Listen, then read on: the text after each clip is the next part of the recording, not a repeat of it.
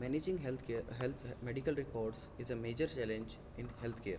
Paper-based records are inefficient, prone to loss, and difficult to manage. Our solution is a blockchain-based healthcare record system built on FHIR standard, ensuring a secure, efficient, and decentralized way to store and access medical data. This system completely eliminates paperwork by digitalizing medical records and providing each patient with dedicated profile that store their complete medical history. Doctor can upload reports, track treatment progress, genetic disorders, and past medical conditions, and compare data over the time for better diagnosis and treatment. To enhance security and privacy, doctor need explicit user permission before uploading records, and patient have full control over access, allowing them to grant or revoke permission via MetaMask wallet signature. Additionally, we have integrated AI powered chatbot that automatically generates medical report summaries, making it easier for the doctor and patient understand key insights, with blockchain ensuring tamper proof records and instant access to accurate medical history. Our system also, we have designed a app that is also a part of our project future aspects. Now Sanidhya will explain the technical part of the project. Now coming to the technical, so here is the blockchain that is running on my local host. Here it is. ये मेरे पास सारे public addresses हैं and ये मेरे सारे private keys हैं उसके corresponding. And now time बचाने के लिए मैंने लिख रखा है सारे पहले से ही. ठीक है.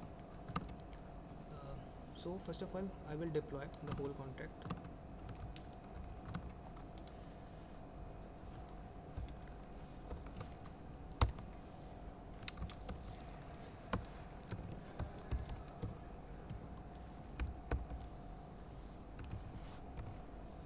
सो यू कैन सी कि ये डिप्लॉयड हो चुका है, डिप्लॉयड 2 करके इस एड्रेस पे डिप्लॉयड हुआ है. ये है कॉन्टैक्ट एड्रेस.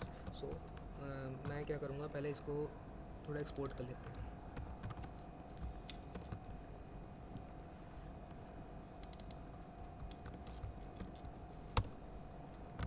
नाउ अब मैं क्या करूँगा, एक रजिस्टर अब एक्सपोर्ट हो चुका है मेरे पास कॉन्टैक्ट एड्रेस, मैं उसको एज अ वेरिएबल यूज़ करूँगा. अब मैं आता हूँ रजिस्टर डॉक्टर पर. ये मैंने क्वेरी पहले से लिख रखी है कि ज़्यादा टाइम ना लगे. सो यू कैन सी ये मेरे पास ट्रांजैक्शन कॉस्ट आ गया, ट्रांजैक्शन आ गई है, और यहाँ पर मेरे पास भी आ गई है ऑन द चेन. मैं एक पेशेंट को रजिस्टर करता हूँ.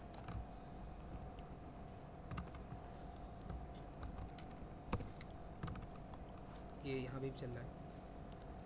अब एक्सेस प्रोवाइड करने के लिए मैं पहले खुद को भी एक सेल्फ एक्सेस देना ही पड़ेगा. And now request access.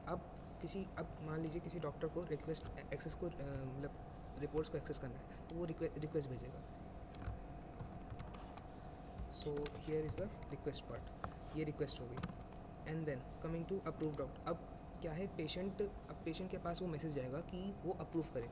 उस अप्रूव के लिए उसको ये ट्रांजेक्शन को साइन करना पड़ेगा, वो भी अपने प्राइवेट की से. तो I have implemented the private key also. So it is done. ठीक है. And coming to the medical journey part. अब आते हैं कि मेडिकल जर्नी कैसे क्रिएट होंगी. अब मैंने एक मेडिकल जर्नी मेरे को क्रिएट करनी है. तो मान लीजिए मैंने ये क्रिएट किया, फ्लू. सो कमिंग अब मैं इसमें एक प्रिस्क्रिप्शन रिपोर्ट ऐड करूँगा जो कि डॉक्टर ऐड करेगा.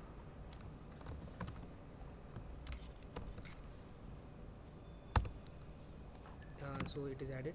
And come to the lab report part. अब lab reports, particular prescription reports में बहुत सारे लैब रिपोर्ट्स भी होते हैं जो डॉक्टर्स लिखते हैं. अब मैं उसको भी, अब जब भी लैब एग्जामिनेशन होता है फिर उसके बाद वो लैब रिपोर्ट्स भी उस प्रिस्क्रिप्शन रिपोर्ट के अंदर डाले जाते हैं. So we have implemented that also. So it is. अब कमिंग टू द क्वेरी. अब आता है क्वेरी वाले पार्ट कि अगर मेरे को क्वेरी करना है कि कौन से कोर्सेज हैं. अब ये कौन कौन एक्सेस कर सकता है, डॉक्टर एक्सेस कर सकता है एंड पेशेंट एक्सेस कर. डॉक्टर कौन से वाले, जो कि जिनके पास एक्सेस का रिक्वेस्ट, और मैंने जो जिनको एक्सेस दे रखा है बेसिकली, जो अभी मैंने ऊपर कॉल किया था. Coming to that. So you can see अब मैंने इसको एक डॉक्टर के अकाउंट से किया था क्वेरी. अब क्योंकि उसको एक्सेस मिल चुका है इसलिए मेरे को कोर्सेज सारे दिख चुके हैं. Now coming to the query prescription part. Now I can query the particular course ID with the prescription report corresponding to the particular course ID. So here ये prescription ID पूरी आ चुकी है. Now coming to the lab reports of the particular prescription ID. So you can see here are the here is the array of the all the prescriptions that is being registered on the my blockchain. I have implemented one, so it is shown one only. Now the whole process is completed, so I have to revoke the access of the doctor, particular doctor. So here I can revoke the access. भाई ये हो गया. Now he can never access the reports of all the doctors. Now coming to the website that will be explained by the Sarthak. ठीक है, तो ये हमारा majority जो है हमारा लैंडिंग पेज है ये. तो ऐसे हमारा लैंडिंग पेज ये चीज़ें दिखाएगा जिसे हम और इम्प्रोवाइज़ कर सकते हैं. हमारा एक फीचर है जिसमें हमें एक AI मेडिकल एनालिसिस टूल है जहाँ पे मैं अपने चार्ट 1 सेकंड प्लीज़. ऑलराइट, ठीक है. तो मेडिकल रिपोर्ट एनालिसिस है. मैं इसमें टेस्ट करना चाहता हूँ कि मेरा हीमोग्लोबिन काउंट अगर 20 है तो फिर वो वैलिड है या मतलब हाई है या ज़्यादा लो है. ठीक है. Is haemoglobin count of 20 high और लो. ओके, देखिए मुझे यहाँ पे एक कॉरस्पॉन्डिंग रिस्पॉन्स आता है. ठीक है, कि मुझे बताता है कि हाई है. अब हम पीछे चलते हैं और फिर लॉगिन एज अ पेशेंट करते हैं, देखते हैं पेशेंट को क्या दिखता है. तो जैसे हमारे पेशेंट का हमने यूज़र नेम सैंडी बनाया, इसका पासवर्ड है 128. Sign in as patient. मुझे ये पेशेंट मेडिकल रिकॉर्ड्स मिल जाएंगे. ठीक. तो यहाँ पे जैसे मुझे इन्फ्लुएंजा हो रखा था जनवरी 15 से जनवरी 30 तक, तो अगर मुझे इसके डिटेल्स देखना मैं सिंपली इसको क्लिक कर सकता हूँ व्यू डिटेल्स और मुझे यहाँ पे मेरे कंडीशन डिटेल्स मिलेंगे. और ये सिर्फ एक डमी बटन है एक्चुअली.